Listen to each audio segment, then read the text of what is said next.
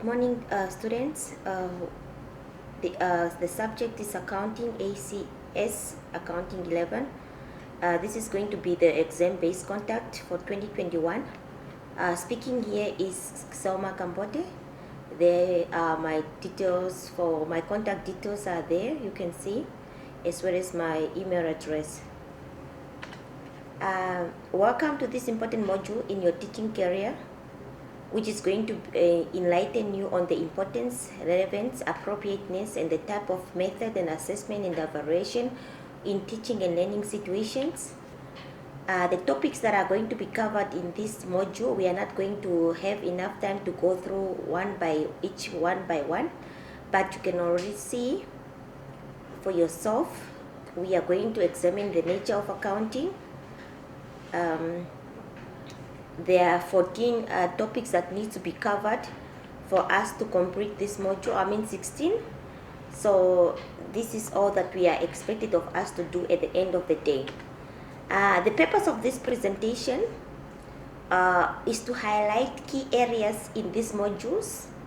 We are going to draw we are going to also explain some issues that have been I've picked up as I've been marking assignments in the past. We are going to see how we are going to improve and strengthen our responses to the questions that we are asked. Sometimes when you are asked questions to, let's say for example, to discuss something, students, they just list. You are to discuss something, you're giving more explanation, like you give more, you have to elaborate more on what you are asked to discuss. By listing, you will not get enough marks. So you must also pay attention to the marks allocated to every question that is given to you. So that can also help you. Are you able, if for example a question is asking you to discuss something which is out of 16 marks, there's no way you are going to give me points of 8 points where you haven't explained anything, you haven't discussed, then you can't get that 16 points. We are going to touch base on the examination expectation. We are going to emphasize on the importance of studying the entire study module, because you are not guaranteed, we are not going to give you a scope here. You are supposed to study everything in this module. Then we are also going to set a strong foundation for examination preparation. Things that you need to include when you are going to prepare for your exams is everything, because here you're not going to be given any scope, but you are going to study everything, because you need everything. When you are going to be a teacher, you should know everything.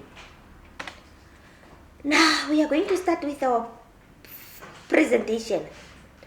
Now the first thing that we need to know and to understand, and you should to make learners understand when you're going to teach, is the learner should be able to know why they need accounting. Why is it accounting so important? Why is it accounting needed in our society? For every company needs an accountant, and most families need to hire accountants to help them with their savings, spending, and taxes. Therefore, accountant can work for themselves to provide accounting, auditing, and tax services. For companies to help company leaders to make all financial decisions, and for the government to maintain and examine the records of government agency. So this is what you need to clarify to the learners why accounting is needed. How to get good marks at accounting. This is also some of the skills that you need to teach to your learners on how to be best accounting learners. The first thing here we need to do is to take note. It's very important to take notes, because sometimes if you're just listening to presentations, you might forget when you get home, or when you're going to study, you might forget. So it's best to take notes that will be reminding you in future when you're going to be revising or when you're going to be studying. From the first day, even if it's routine stuff you think you already know, you just have to take note of it. Make best use of class time. Classes are very interesting unless you participate. Do not hesitate to ask questions. Learners who make failing grade also fail to participate, fail to have their own homework completed, and fail to ask teachers for help. Stay out of this path hole. Pinpoint the concept that you do not understand and ask yourself what, where, how, when, and why didn't I understand. Find at least 1 or 2 learners in class with whom to study. Take and review important notes before, during, and after class.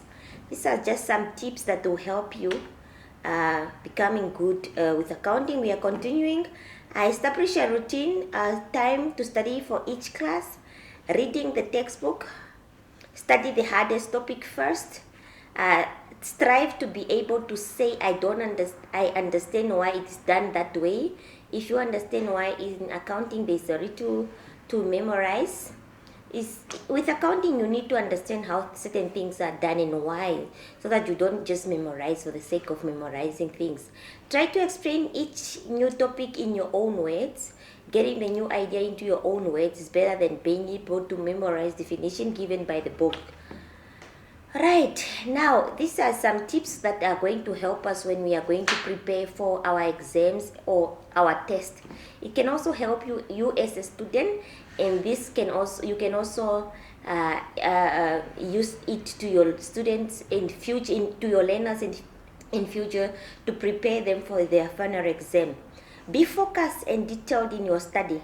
Concentrate on the thing that seems to be important. Note item that the teachers highlight a lot. Determine the most challenging topics or concepts. Every test exam has an element of speed.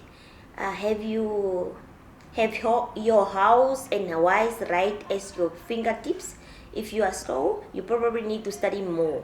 On a good test exam, you should be expected to give something more than what it was in the textbook. A good exam should test your ability to reason and understand even more than your ability to memorize. Many points may be lost because you do not read and understand the problems, are not neat and orderly, or do not show calculation. Now, what is accounting? Accounting is a language of numbers that tell us how a business is doing. Will it make money this year? Will it afford to pay off its debts? Can it afford to hire more people? Can it give its employees a pay raise? Can it open more offices or stores? Will it have or shut down? So,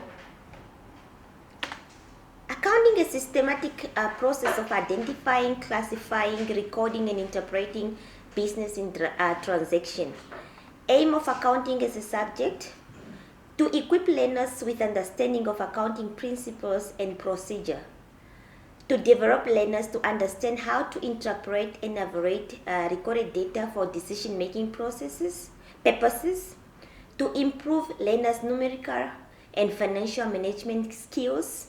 To teach learners how to prevent and detect misappropriation of funds such as fraud, waste, and theft in the business. To help people better assess opportunity, product investment, and social community responsibilities.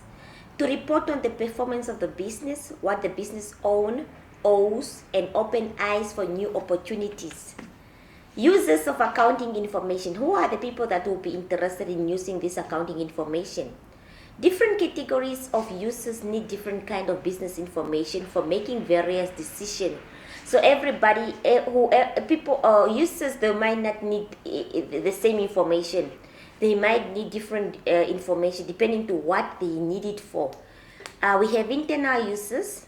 These are people that are within an organization who manage and run the business.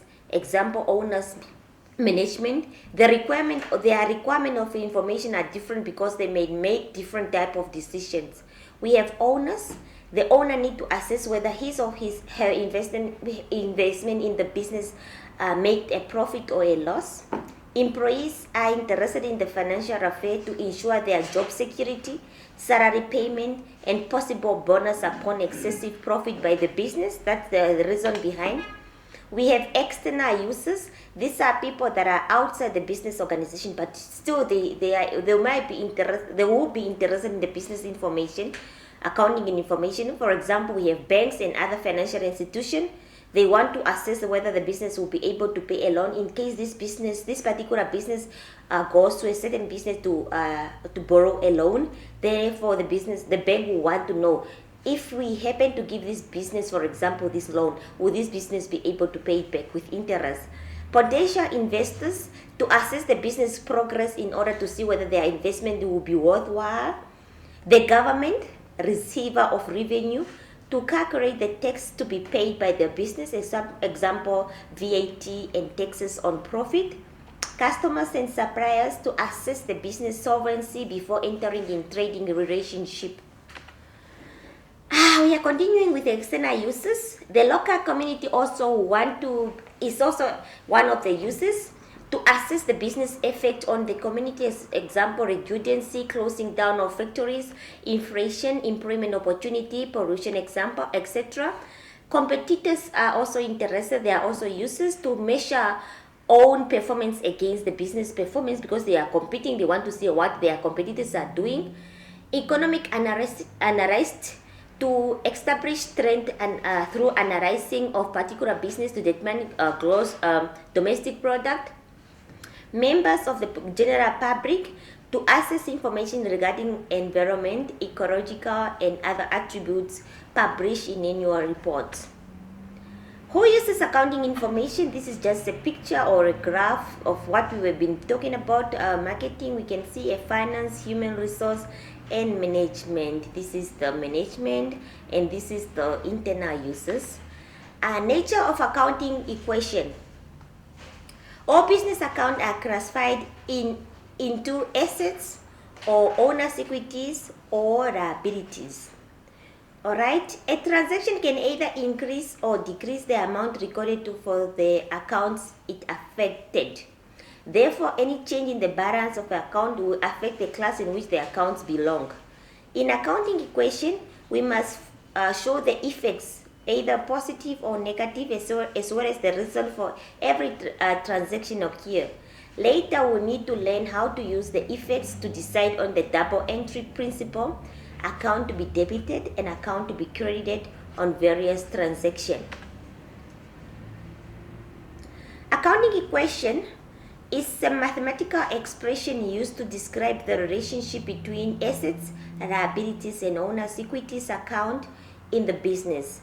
We have assets equal to owner's equity plus liabilities. Assets in the business are either financed by money received from the owners or by money the business borrowed. We have a case study example here. Mr. Emmanuel Hamurungu opened a mini market on the 1st of July 2014 and invested 12,000 as his capital, out of which 10,000 is deposited in the bank account into the business current account. He needed further cash to buy a mini truck for his business to transport this good, so he borrowed 30,000 from the local bank via bank on the 10th of July 2014. He then drew a check of 30,000 to buy a mini truck on the 15th of July the same year. On the 20th of July, he bought goods on credit for 3,000 Namibian dollar from Sandu Store by check, 2,000 Namibian dollar from Tito supplier. On the 25th of July, he sold goods. This is just an example. We are not going to go through. So this is the these are the answers on how this happened. For example, if I can take you back, when capital is contributed by the owner, it's money coming into the business. Therefore, it's increasing the owner's equity. Okay, so what else? And it was deposited in the 10,000 was deposited into the current account of that is the bank account of the business. So our assets is increasing with 10,000, which was deposited in the current account, and then our capital is also increasing. So the effects will be both positive and positive because the money is coming into the business. This is just an example, and these are the answers of what is done. Okay. Then we come to transaction example, source documents so that you'll be able to know, and then books of first entry is also important.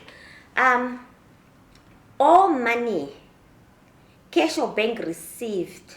The source document that will be used here should be duplicate receipt, cash register roll, duplicate deposit slip, and then this information are given are written or recorded in the cash book on the debit side. This is just to give you highlights on how to transaction are recorded where and what type of source documents that are involved. All payment made by check This is a check counterfoil, and then that is a cash book on the credit side. In other words, the cash book, every money that we are receiving, we record it on the debit side, and all the payment we are making, we record them on the credit side. All right, customers dishonored check.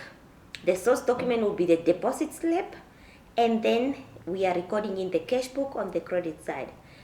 Credit sales. Now this is not cash, but this is when we bought good on when customers are buying from us on credit.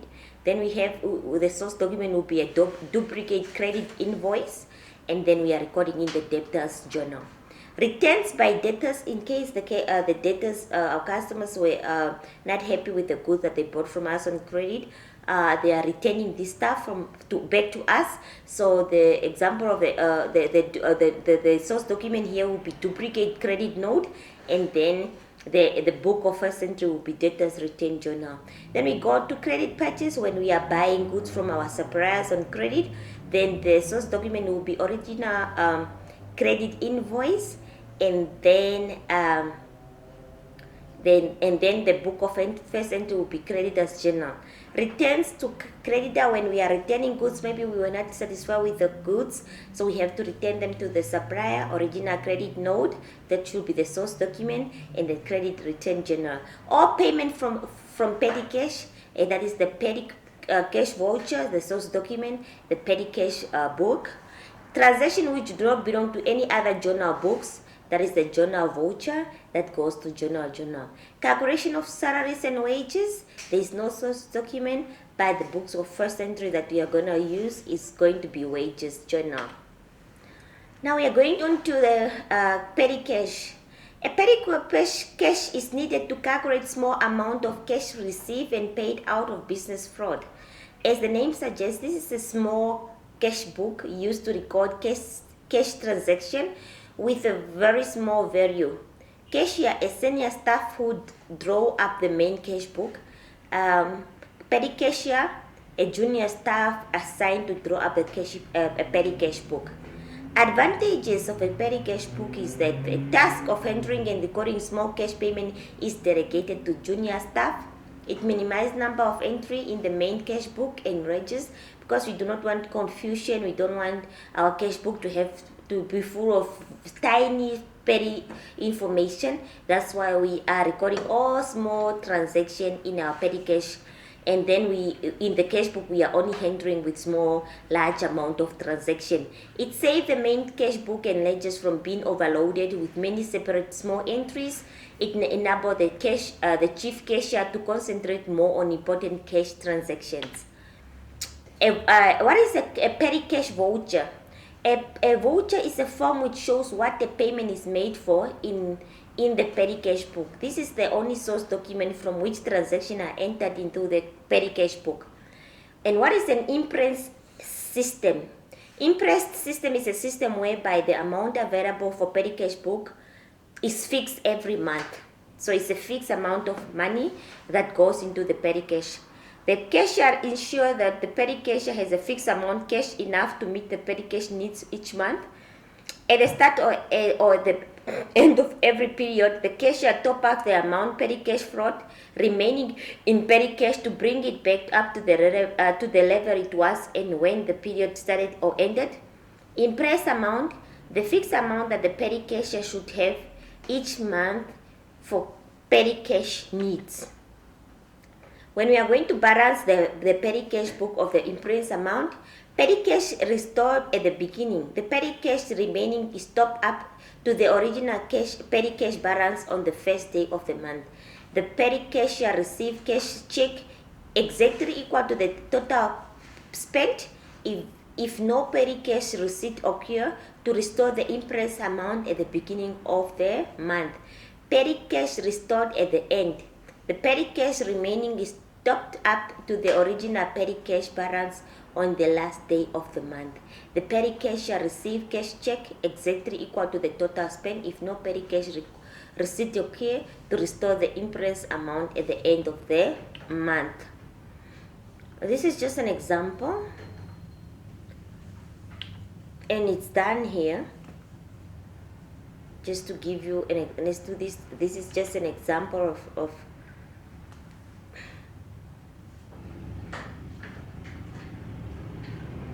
petty cash book, and you can see how it's done here. Now we are moving quickly to the departmental account. The departmental account,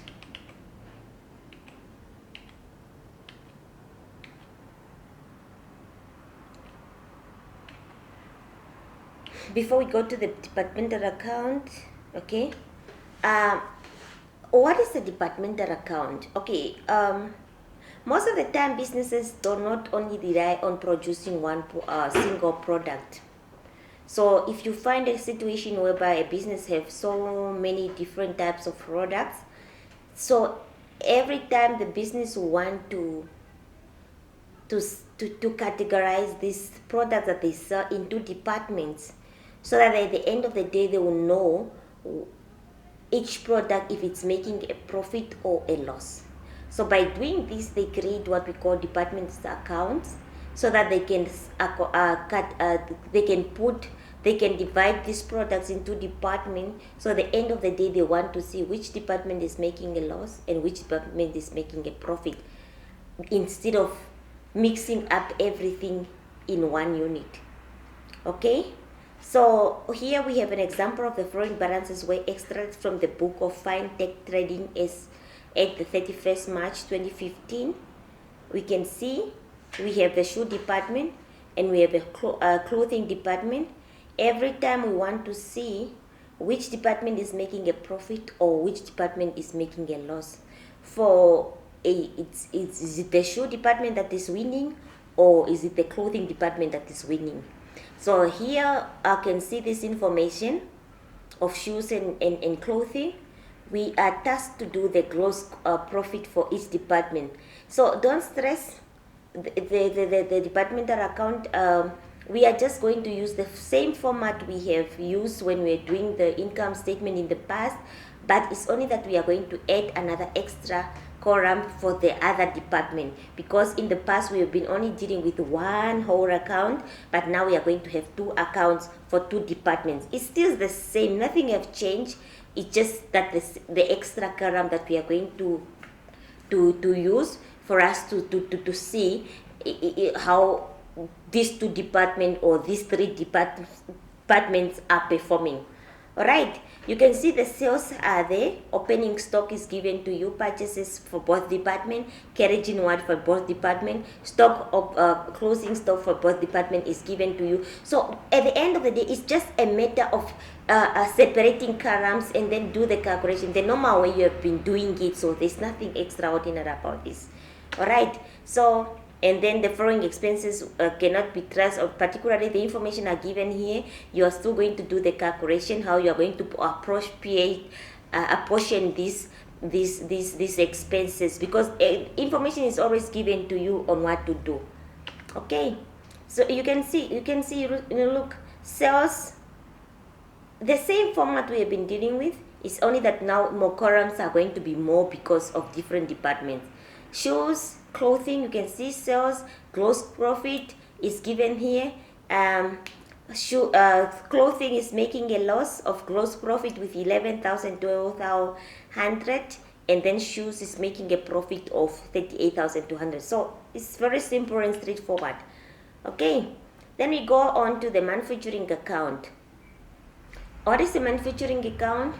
Refer to all activity associated with converting raw material into finished or semi-finished goods. And manufacture is a business which makes product by the use of raw material, machinery, and labor, often on a large scale. This product may be finished, that is ready for use or consumption, or it may be semi-finished to become raw material for further manufacturing. So now we are going to deal with manufacturing accounts. The reason behind to show the production cost or transfer price of goods completed produced during the accounting period. For us to determine the selling price of every product which we are making or which we are manufacturing in our business, we should first establish the production cost of this product. How much did it cost us to produce this product, for example? So for us to divide it with the number of units that were produced, for us to determine the selling price. That is the reason behind. The business people just want to know how much it costs them to produce, so that when they are going to set up their prices and do decision making, they know what they are doing. You don't just wake up and say, no, I'm going to price my computer at 10,000. Why did you come to that 10,000? Is because it costs you how much for you to come to that. You also putting in mind that you need to make a profit at the end of the day. Direct material, direct labor, direct expenses, factory overhead expenses, work in progress, cost of goods manufactured. These are the things that we are going to put into consideration as we are going to determine the production cost. Production cost of goods consumed, the total cost of all goods produced completed during that period. Prime cost. These are some of the concepts that you are going to meet as you are going to do the manufacturing account. This is a prime cost is just the sum of direct material plus direct labor and direct expenses, or the direct. Starting from direct material, direct labor, direct expenses, that is equal to our prime cost. And direct cost means costs which vary with the volume of output, costs which directly change as output changes. So in other words, direct cost means these are costs that are really related to what is being produced. While indirect costs, or sometimes they call it factory overheads, these are costs which do not vary with the volume of output. For example, costs which never changes, fixed regardless of the changes of output level. This is just the format. This is just a quick format of a manufacturing account, and this one is combined with the trading and profit and loss account for the year. All right. The first thing that we need to do, cost of raw material consumed. We have opening stock of raw material. Add purchases of raw material if it's given to you, carriage inwards. Then we subtract closing stock of raw material. Then we add direct labor. Then we add loyalties. Then we have prime cost. Then after that, our prime cost, like I said, is three items added together. That is direct material, you can see, direct labor and direct expenses. Those three added together will give us our prime cost, which we are going to add together, the three of them. Then from there we are going to calculate or to list down the factory overhead expense. In other words, the fixed cost that does not relate to what is being produced, but still they need to be there. Then we have to talk about loose to opening balance, which is closing. We have rent, production manager's salary, factory power, maintenance of plant and machinery, depreciation on plant and machinery, added together to the prime cost. Then we are going to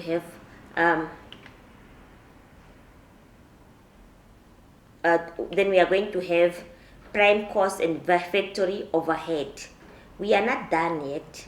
And then from there, we continue to add opening work in progress, and we subtract closing work in progress.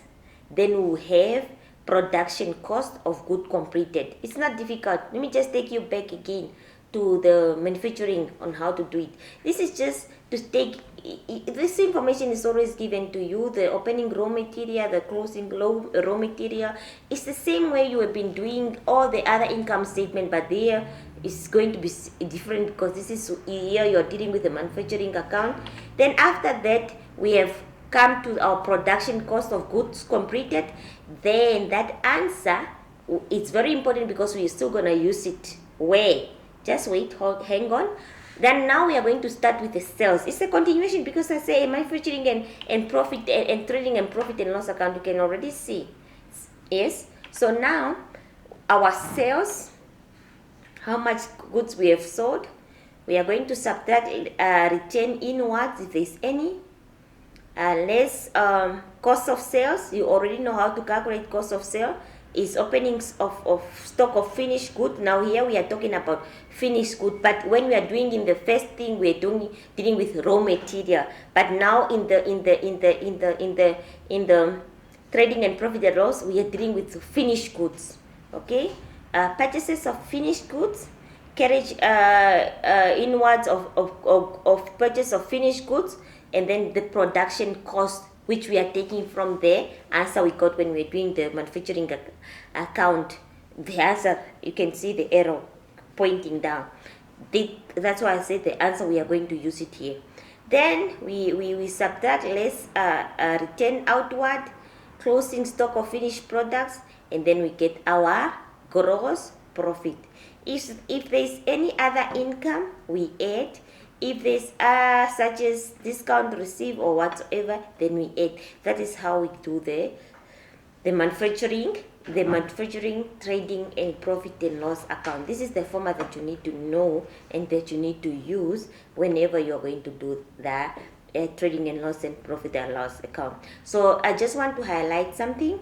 When we are doing a manufacturing account, you concentrate on raw materials, because raw materials and also work in progress. Work in progress, we are going to use it at the end of when we are about to finish with the manufacturing account. After all the prime cost and everything, overhead is added. Now we are going to use the work in progress opening and subtract the working or closing work in progress.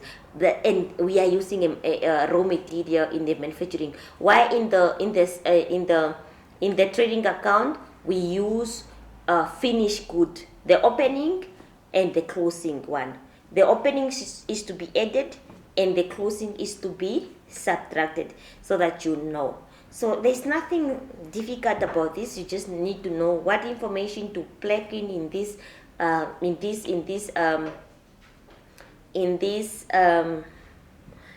account, and what you need to include, and so on. As long as you know this information, then nothing is going to be difficult. Okay. Then we come down to less expenses. We are continuing because that was just the gross income. Then that is the answer. Less expenses, carriage outwards, rent paid, discount allowed, administration expenses, distribution expenses, selling expenses, depreciation on vehicle, delivery vehicle. You can see this depreciation can't go into the manufacturing account because this has to do with the selling. So it's got nothing to do with the manufacturing. And then after you have subtracted all the expenses, then that will be your net. That will be your net profit. So that's how you're gonna do it. All right. And then maybe there will be a question, why is it rent paid 75? Because the information that was given might be, see, the other rent was 25 because there will always be additional information given to you.